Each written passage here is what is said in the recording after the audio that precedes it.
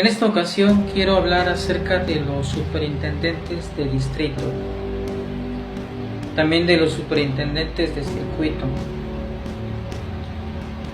Si tú fuiste testigo de Jehová o lo eres, y eres de allá de los años 80, 90, inclusive el 2000, aún no existían los superintendentes de distrito. Por ahí había una fotografía, más bien un dibujo, en donde estaban parados, así como si fuera en escala, unos buitres. Arriba había unos cuantos buitres, después seguían otros más abajo, después seguían otros más y otros más al fondo. Yo quise guardar esa imagen, pero no la encontré para ponerla como fondo de este video. Bueno, en esa imagen se miraba cómo los buitres primeros, a la hora de hacer sus excrementos, caían sobre los de abajo. Pues después se miraba cómo estos de los de abajo también hacían su excremento y caían sobre los de más abajo, y así hasta llegar a los publicadores. O sea, en pocas palabras, ese dibujo significaba el cuerpo gobernante del corporativo JW de Estados Unidos, comúnmente conocido como Testigos de Jehová. Son los que están arriba, o sea, arriba de ellos no hay más. Son los líderes, son los dirigentes. Entonces abajo están las sucursales, pero no hacerlo más grande, estaban los de distrito. Y abajo de los de distrito estaban los de circuito, los superintendentes de circuito. Y abajo de los superintendentes de circuito están los ancianos. Y abajo de los ancianos están los testigos de Jehová comunes. O sea, de arriba hacia abajo. ¿Quién que fue testigo de Jehová de estos años se acuerda cómo eran los superintendentes de distrito? ¿Cómo eran los de circuito? Usted se acordará que cuando venía la visita a la congregación, que era aproximadamente cada 6 meses, si no me equivoco, la congregación se preparaba. Es más o menos como cuando llegaba un supervisor, un gerente a una tienda comercial.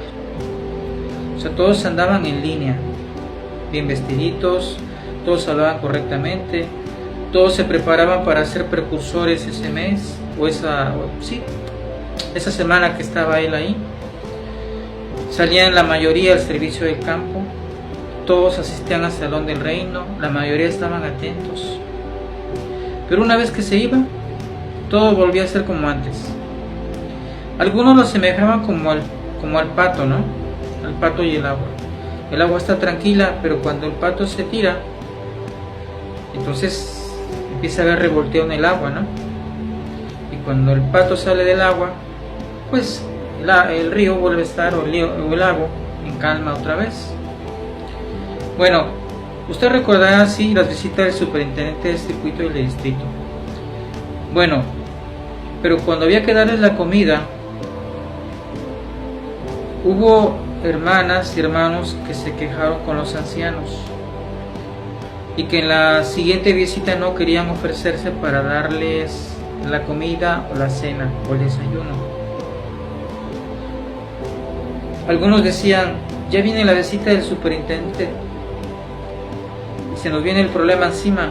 ¿Y qué decían los ancianos? Hermano, no es problema, es un privilegio, porque servirles a ellos como servirle a Dios, servirle a Jehová. Entonces así se adoctrinaba, ¿no? El testigo de Jehová común, que era un privilegio. Pero ¿por qué había algunas molestias? Porque tanto los superintendentes de circuito como los superintendentes de distrito llegaban con una prepotencia, exigiendo las mejores comidas. En aquel tiempo se acostumbraba a darles una habitación. Ellos preferían la mejor habitación donde estuvieran, ¿no? aunque a veces la familia se tenía que ir al suelo a dormir. Pero todos los privilegios eran para ellos. Ahora, ellos estaban acostumbrados a que si algo les gustaba, simplemente iban y lo tomaban. ¿Por qué? Porque se manejaba esa idea, es un privilegio servirle a estos hermanos. Es como hacérselo a Jehová. Había testigos comunes que tenían dinero, incluso les regalaban joyas, les regalaban hasta coches. Había algunos de distrito que decían, hermano, yo tengo descompuesto porque en aquel tiempo no había computadoras, ¿no? Mi máquina de escribir eléctrica, la tengo descompuesta, pero es igual a la suya. Mire, se la cambio. Le dejo la mía descompuesta y usted deme la suya. Y el hermano bien contento le cambiaba, ¿no? ¿Por qué? Porque es un privilegio. O sea, estaban acostumbrados a que lo que ellos querían lo tomaban simplemente porque ya era suyo. Había muchísimo ego. Bueno, desafortunadamente yo tuve o conviví con uno de distrito. Vivió conmigo. En aquel tiempo yo tenía una esposa y un hijo. Y él también tenía su esposa y una hija. Y por circunstancias de la vida convivimos en la misma casa. ¿Qué pasa? Que a los superintendentes de distrito los remueven, los quitan de su puesto, de su cargo, cuando tienen hijos. Salvo algunas excepciones los dejan, pero la mayor parte los quitan, los mandan a servir a un circuito, a una congregación, los mandan como superintendentes de zona o como precursores. Pues igual, estaba acostumbrado a que su palabra estaba por encima de la misma Biblia, hasta por encima de la atalaya, con eso les digo todo. Pues había críticas, porque en ocasiones salió al servicio del campo conmigo, y las críticas eran de que mis estudios no eran buenos, mi forma de predicar no era buena, mis revisitas no eran buenas. O sea, nunca era suficiente lo que yo hacía. Me acuerdo que nos citaba mucho el texto de esfuércense vigorosamente por entrar, porque muchos querrán entrar y no podrán. O sea, por esa regla, el testigo de Jehová común no se iba a salvar. Ustedes imagínense, yo tenía un trabajo de 9 o 10 horas diarias, pero aún así conducía el estudio del libro, conducía la escuela de entrenamiento, y me hacía 40-45 horas al mes en predicación y tenía varios estudios. Y aún así no era suficiente lo que yo hacía. Y con todas esas, este hombre venía presionando a mi esposa que se divorciara de mí. A mí me chocó eso porque como testigos de Jehová cristianos digo yo, porque algunos simplemente son testigos que sirven a Jehová pero no sirven a Cristo, y yo era cristiano. Me parecía incorrecto ese consejo, porque hasta donde yo sabía simplemente era por fornicación, la única causa en la cual se podía uno divorciar, pero él estaba terco, divórciate de él, divórciate, déjalo. Y siempre ese tipo de comparaciones. Después me enteré que no solamente era él, también la esposa de él, que me comparaban, decían, mira, fulano y sultano son ancianos, trabajan de noche y en el día son precursores. ¿Por qué Francisco no puede?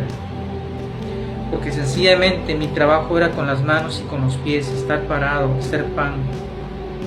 Si tú trabajas de velador, te puedes dormir en el trabajo. Muchos lo hacían. Entonces, lamentablemente o desafortunadamente, yo conviví con un tipo así, un tipo prepotente, que me hizo cada una. La verdad que me hizo sentir muy mal, y ellos reflejan lo que es el cuerpo gobernante. No tuve el privilegio de estar con el cuerpo gobernante, pero me dicen que era un reflejo de lo que son. Gente prepotente, que en lugar de estar en un lugar cristiano, parece que estás en el ejército. Lamentablemente es así. ¿Has tenido alguna experiencia tú con un superintendente de circuito o de